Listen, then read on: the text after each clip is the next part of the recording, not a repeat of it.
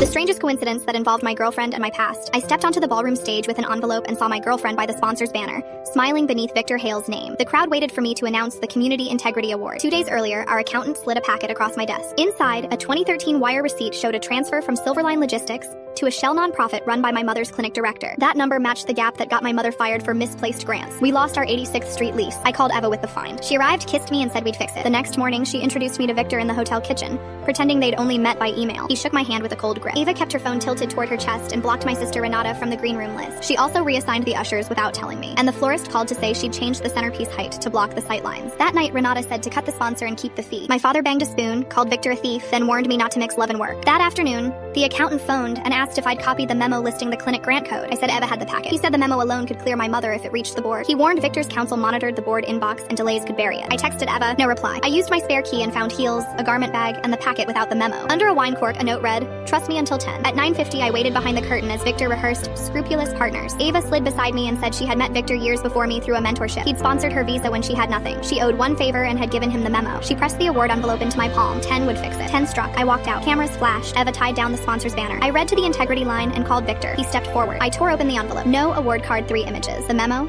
the wire receipt, and Victor's email instructing the clinic director to park funds in the nonprofit until the audit. A timestamp read 21:57. Copies went to the board, the press, and my mother. Eva's initials showed at the bottom. Victor's jaw dropped. Security shifted. Renata clapped once, sharp as glass. I thanked Victor and postponed the award pending review. Eva loosened the rope and let the banner sag. When the crowd moved to the bar, Victor cornered me by the exit and promised to ruin my company. Eva stepped between us and slid his mentorship checkbook into his pocket. She told him the favor was done. He left with his face like a shut door. Backstage, Renata hugged me like she had found air. My mother texted a screenshot. The board had reopened her case. Eva waited by the curtain, hands in her coat. I asked if she had known about my mother before I found the packet. She nodded and said the scholarship that saved her used the same grant code that destroyed us. She called meeting me the strangest coincidence and said she chose us. I watched her mouth tremble as the stage lights went dark,